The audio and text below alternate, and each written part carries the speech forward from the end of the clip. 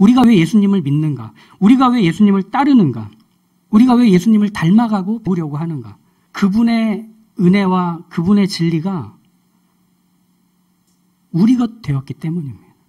그리고 그것으로 우리는 은혜와 진리가 결핍된 현장에서 소금이 되고 빛이 되어 살도록 우리가 받은 그 은혜, 우리가 받은 그 오름을 그런 방식으로 드러내도록 보냄받았기 때문입니다.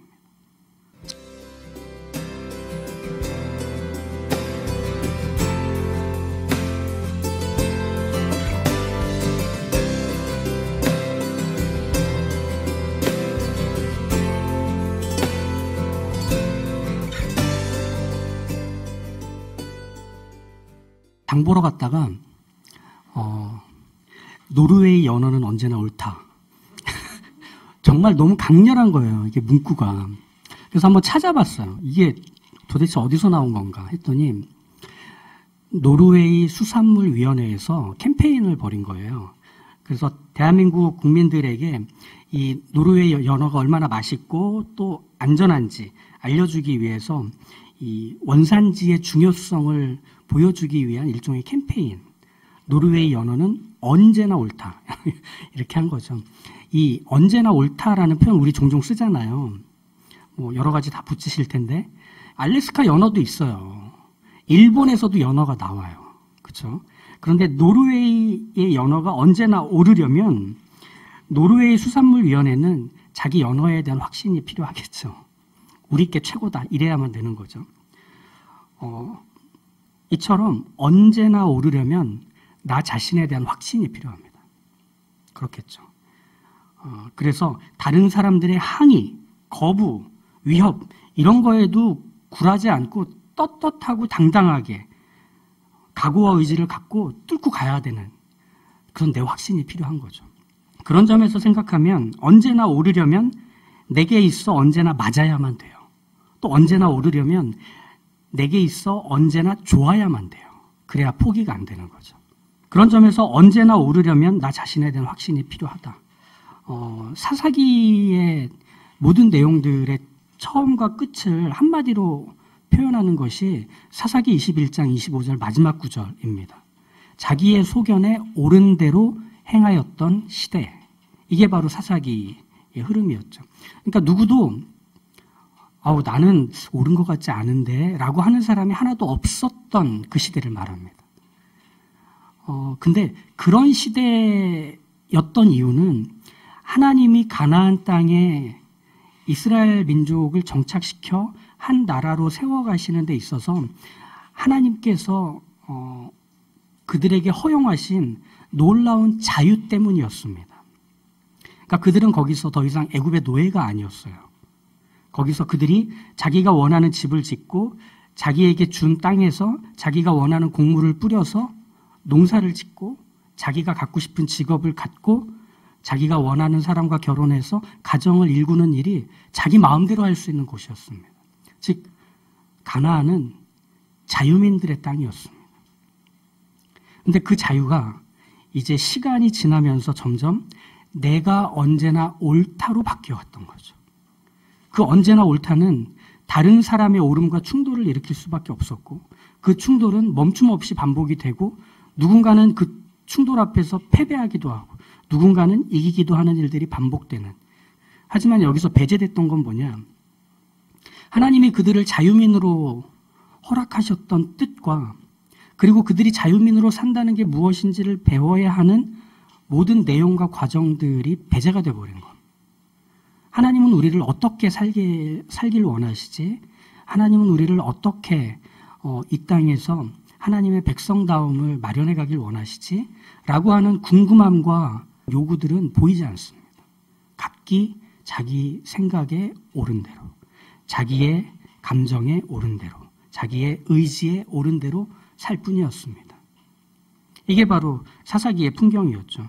그래서 이 마지막 장을 보면 이스라엘에서 내전이 벌어진 겁니다. 자기 형제들끼리 싸우는 겁니다. 자기 지파들끼리.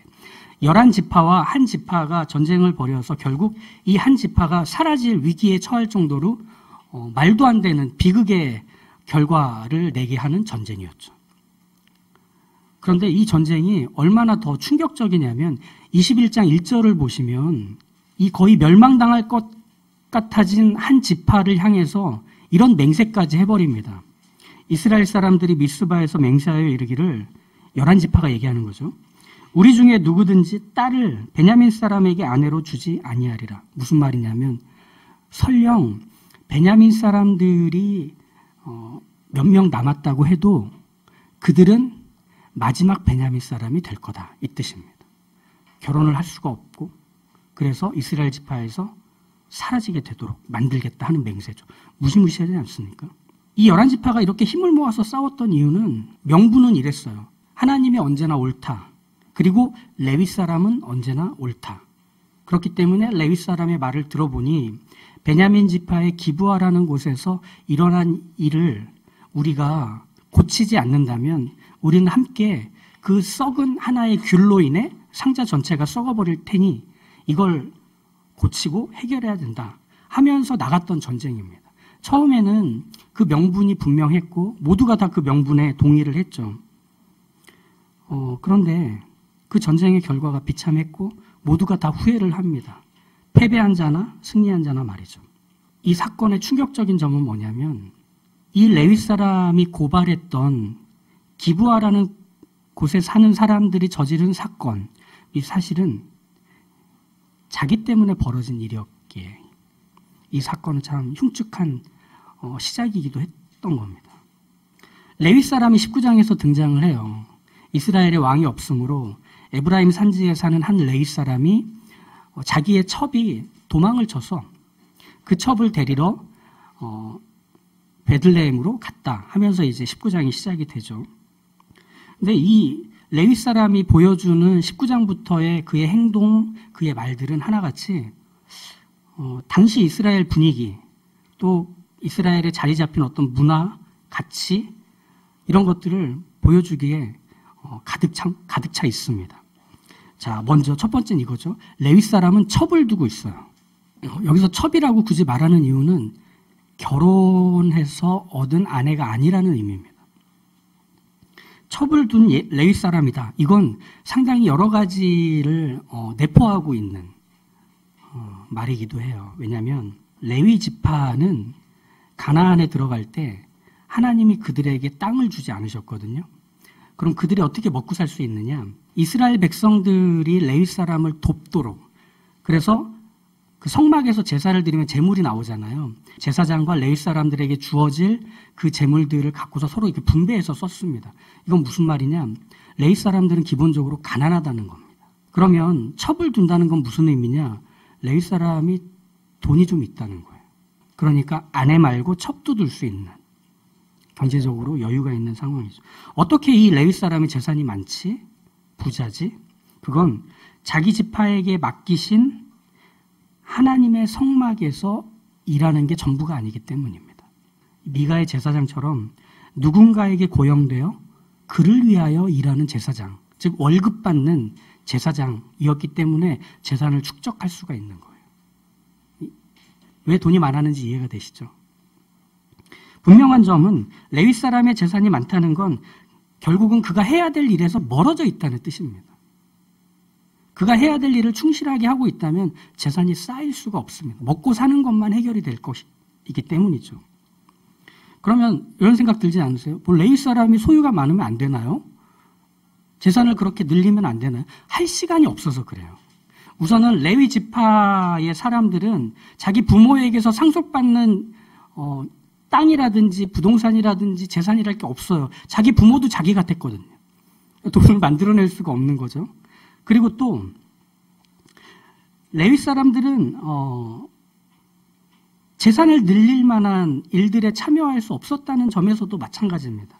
농사를 짓고 포도원을 가꾸고 양과 염소를 기르는 농경사회를 떠올려 보면 레위 사람들은 그 일을 할 수 있는 시간이 없어요.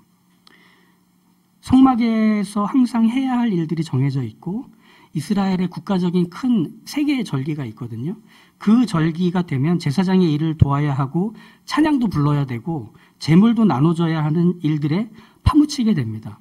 이스라엘 사람들이 씨앗을 파종해서 거기서 수확을 거둘 때 정작 자기 밭에 없을 수밖에 없는, 판경이 안 되는 게 레위 사람인 거예요.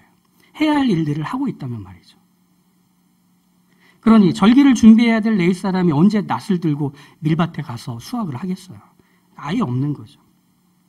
그렇다면 이스라엘 사람들이 레위 사람을 위해서 도와주는 이 일들이 결국 레위 사람들의 생존이 걸린 일이잖아요.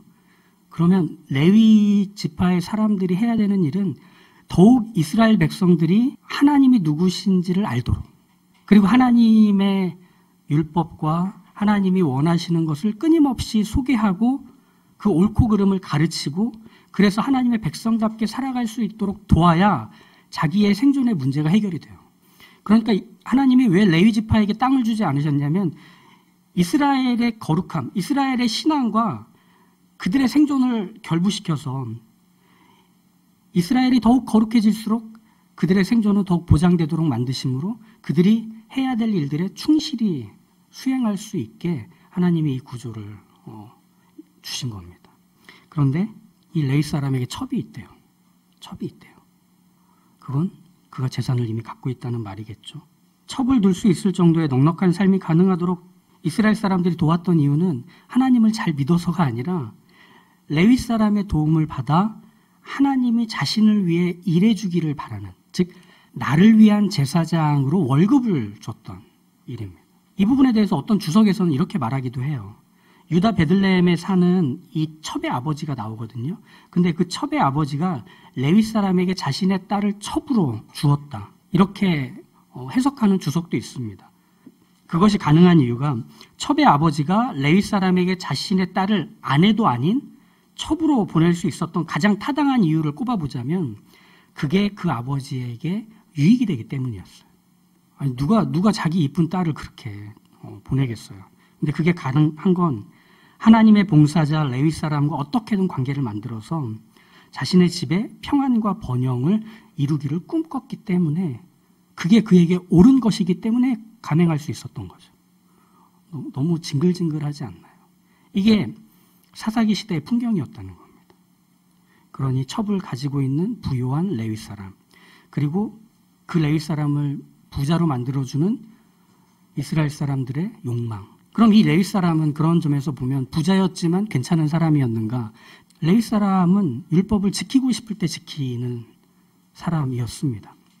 첩의 아버지가 레위 사람을 계속 붙잡다 보니까 다섯째 날 결국 레위 사람이 떠날 수 있게 됩니다. 그런데 에브라임 산지에서 그 베들레헴 예루살렘으로 이제 남쪽으로 내려가서 그 집에 갈 때는 그만큼의 여정의 거리가 있겠죠. 지금처럼 차가 없으니까 적어도 하루 이틀은 걸렸을 겁니다. 그리고 그 집에 도착해서 시간을 닷새나 보냈습니다. 그리고 그 닷새가 되는 저녁에 이 레위 사람이 출발했다고 하죠. 계산해 보면 최소한 이 여정의 기간은 6일 내지 7일 정도가 된다고 봐야 돼요. 그리고 이스라엘의 하루의 개념은 저녁이고 아침이 되어 하루를 계산합니다. 우리는 아침에 일어나면 하루잖아요. 근데 거기는 저녁이 되면 하루가 시작이 되는 이 개념입니다. 왜냐하면 창세기에 그렇게 나오니까 저녁이 되고 아침이 되면, 그렇죠? 그렇게 하루를 계산하는 방식이라서 이 레위 사람이 다섯째 날 저녁에 출발한다는 건 여섯째 날이 시작되었다는 뜻이기도 합니다. 왜 이 말을 계산해서 말씀드리냐면 레위 사람뿐 아니라 이스라엘 모든 사람들은 안식일을 지켜야 합니다. 일주일에 하루, 그 안식일에는 노동도 해서는 안 되고 이동도 해서는 안 됩니다.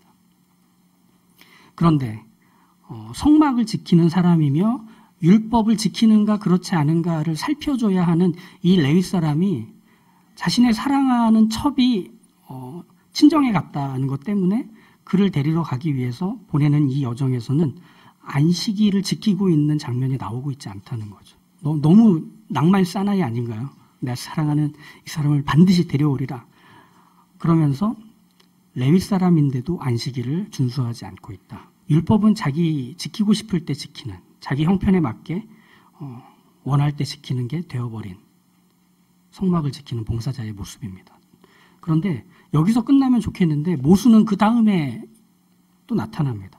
이렇게 떠난 여정에서 길을 가다가 이제 좀 너무 늦었기 때문에 여부스라고 하는 성읍, 지금으로 하면 예루살렘이 되겠죠. 그쪽 성읍에 들어가서 숙소를 얻으려고 하는데 당시 여부스는 다윗이 아직 예루살렘을 정복하지 않았기 때문에 이방인들의 땅이었습니다. 레위 사람은 그 여부스에 들어가지 않습니다. 이유가 뭐냐면 이스라엘 자손에게 속하지 않은 이방인의 성읍이라고 했기 때문이죠. 이방인들과 함께하지 말라고 하는 그 율법은 또 여기서 지킵니다. 안식일은 자기 마음대로 지키고 싶을 때 지키고 또 이런 것에는 율법을 철저하게 지키는 모습 말이죠. 그래서 결국 기브아라는 곳으로 갑니다. 거기서 이제 사건이 터지는 거죠. 한 노인의 집에 머물게 됐는데 기브아 사람들이 달려들어서 레위 사람에게 나쁜 짓을 하려고 하죠. 그때 레위 사람이 왜 베들레헴에 갔고 또 왜 거기서 시간을 보내고 이제 다시 에브라임 산지로 가려고 하는지에 대한 목적이며 이유였던 자기의 사랑하는 첩을 자기가 위험에 처하자 등을 떠밀어서 기브아 사람들에게 던져버립니다. 그래서 거기서 레위 사람의 첩이 죽게 돼요. 뭔가 앞뒤가 계속 안 맞아요. 그죠? 안식일을 지키지 않으면서까지 자기가 책임진 자리를 벗어나면서까지 데려오려고 했던 첩이 자기가 위험에 처하자 등 떠밀어서 자기 안전을 보장하게 만드는 수단으로 불과하게 삼아버리는 일. 왜? 언제나 나를 위해서라면 그게 옳은 것이기 때문에 그랬던 거죠. 너무하지 않습니까? 나를 위해서라면 언제나 옳은 거예요. 그렇게 해서 레위 사람이 막상 자기의 첩이 죽은 걸 보니까 으악 하고 갑자기 분노가 치밀었어요. 그래서 11지파를 모아서 이런 나쁜 죄가 이스라엘에 있으면 안 된다. 기브아를 처단하자. 그래서 벌어진 내전이었던 거예요. 자기의 복수를 담아서 하나님을 끌어와서 만든 전쟁이었던 거죠. 우리 그런 식으로 참 하나님을 동원해서 자기가 원하는 일을 하려고 하는 것이 얼마나 많은지 모르겠습니다. 하나님의 일입니다. 그리고 하나님의 뜻입니다. 라고 하며 무례하고 상식적이지도 않고 폭력적이며 이기적인 일들을 서슴없이 하는 것이 교회 안에서 우리가 볼 수 있는 너무나 충격적인 사건들이 벌어지는 시작들이잖아요. 우리가 거기에 있습니다. 그러니까 그 시대랑 우리랑 많이 달라 보이지 않아요. 그러면 이 한 사람의 앞뒤가 맞지 않는 모순, 그리고 그 모순된 주장을 레위 사람이기 때문에 고지고대로 받아들여서 칼을 들고 자기의 형제 지파를 모조리 쓸어 죽였고 심지어 맹세까지 하며 남아있는 사람들이 그 지파의 마지막이 될 거라고 저주에 가까운 말까지 해버리던 이 상황들에서 여기 누구 하나 이 레위 사람의 고발을 한 번 더 점검해보자고 말하는 사람이 왜 없는가 하는 생각이 듭니다. 왜 그 여자가 죽게 되었는지, 레위 사람 당신은 그 여자와 어떤 관계인지, 그리고 왜 에브라임 산지에 있어야 할 당신이 기브아에 와서 이런 일들을 겪어야만 했는지에 대해서 묻는 사람은 아무도 없는 거예요. 그냥 그게 맞으니까 하는 거예요. 왜 그럴 수 있는가? 모두가 재판장이기 때문에 그래. 들은 얘기를 가지고 그거 잘못됐네. 그거 틀렸네. 그러니까 그거에 대해서는 이렇게 손을 써야 되는 게 맞네. 라고 하는 걸로 모두가 재판장이 되고 모두가 왕이 돼서 그 일들을 해결하려고 하고 있는 거예요. 이게 사사기에 왕이 없는 모습이었던 겁니다. 무시무시하죠. 사사기 시대의 이 분위기, 그리고 이 방향, 그리고 이 뜨거움은 그들이 갖고 있던 결핍으로 인한 것이었습니다. 그럼 무엇에 대한 결핍일까요? 첫 번째는 진리에 대한 결핍입니다. 아까 말씀드린 것처럼 레위 사람이 이 문제를 내놓고 하나님은 우리 이스라엘이 거룩해지기를 바라시고 거룩한 이스라엘에 기브아 같은 사람들이 있어서는 안 된다고 말할 때 그걸 하나님의 말씀, 하나님의 율법, 하나님의 뜻에 비추어서 함께 확인하자고 하는 분위기가 만들어지지 않았던 건 하나님이 그들에게 진리이며 기준이며 가치가 아니었기 때문입니다. 그러니 동원할 필요가 없는 거예요. 자기가 옳기 때문에, 자기가 들어보니까 그게 맞으니까 그대로 힘을 써버리는 것. 그러니 그 시대는 진리가 결핍되어 있었습니다. 하나님 자신이 갖고 있는 그 정의, 진리, 옳은 말이죠. 두 번째, 그 사사시대의 사람들에게 결핍되어 있었던 것은 은혜였습니다. 그 사람들이 다른 사람들을 이해하는 방식은 허용이 아니라 그 사람들이 틀린 것을 규정해서 그 틀렸다는 것으로 힘을 실어서 붕괴버리는, 부셔버리는, 그걸로 자신들의 옳음을 증명하는, 거기 어디에 은혜라는 게 없습니다. 왜 그런가 들어보자. 그 사람들이 그렇게 할 수밖에 없었던 이유가 무엇인지 시간을 두고 살피자. 그리고 설령 그 잘못을 저질렀다고 해도 그걸 우리의 문제로 고민하고 살피도록 하자. 그들만 잘못됐는가? 우린 그렇게 잘했는가? 라며 하나님의 용서와 하나님의 은혜를 떠올리며 이 문제를 함께 하나님의 사랑과 자비하심 안에서 해결해 가려고 하는 어떤 시도가 없는 이유는 은혜에 대한 기대가 없기 때문입니다. 약육강식, 죽고 죽이는 일밖에 없는, 옳고 그름만 남아있는 그 시대였기 때문이죠. 사사기는 뭘 보여주느냐면 바로 은혜와 진리가 결핍되어 있는 한 시대의 풍경을 우리에게 보여주는 겁니다. 그리고 그 사사기의 이 흐름은 우리에게 너무나 감사하게도 하나의 복음의 사실 앞에 서도록 데려갑니다. 말씀이 육신이 되어 우리 가운데 거하심에 우리가 그의 영광을 보니 아버지의 독생자의 영광이요 은혜와 진리가 충만하더라. 우리가 사는 세상에서 보이지 않는 은혜, 우리가 세상에서 확인할 수 없는 정의와 진리, 누군가 나의 잘못을 지적하는 것뿐 아니라 그것을 함께 괴로워하며 그 문제를 해결하기 위해서 곁을 내주고 내가 가지고 있는 시간과 에너지와 물질을 바쳐서 그 잘못된 것들을 고쳐내기 위해 몸부림을 치는 일들은 우리가 사는 세상에서는 볼 수 없습니다. 은혜가 결핍되어 있기 때문입니다. 내가 옳기 때문에 상대방은 무조건 틀려야만 한다고 주장하고 강요합니다. 진리가 결핍되어 있기 때문입니다. 바로 그 자리에 예수님이 오셨던 거죠. 그분이 하신 일은 이 땅에 결핍된 은혜와 진리를 가득 채우시는 일이었습니다. 우리가 왜 예수님을 믿는가? 우리가 왜 예수님을 따르는가? 우리가 왜 예수님을 닮아가고 보려고 하는가? 그분의 은혜와 그분의 진리가 우리 것 되었기 때문입니다. 그리고 그것으로 우리는 은혜와 진리가 결핍된 현장에서 소금이 되고 빛이 되어 살도록 우리가 받은 그 은혜, 우리가 받은 그 옳음을 그런 방식으로 드러내도록 보냄받았기 때문입니다.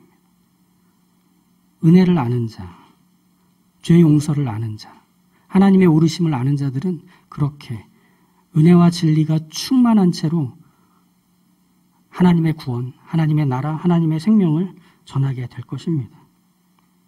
그런 면에서 예수 그리스도의 십자가는 우리에게 다시금 이 사실을 분명하게 해줍니다. 우리에게 있어 십자가는 언제나 우리를 돕는 것입니까? 은혜에 대해 인색해지려 할 때, 진리와 정의에 대해서 눈을 감으려 할 때 예수 그리스도의 그 십자가, 은혜와 진리가 충만한 그 십자가는 우리에게 언제나 도움이 되고 있습니까? 어쩌면 우리는 구원받았다는 신분의 변화는 겪었지만 그 구원받은 자다운 은혜와 진리가 충만해져 있는 상태로의 변화는 너무나 더디지 않은가? 여전히 또 나를 위한 옳음으로 달려가고 있지 않은가? 노르웨이 연어가 돼버린 것 아닐까?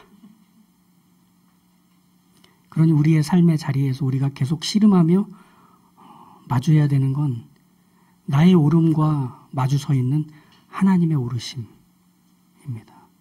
은혜와 진리가 충만하여 모두에게 필요한 그것이 흘러가게 되는 바로 그 자리에 우리가 통로로 있습니다. 물줄기로 부름받았습니다.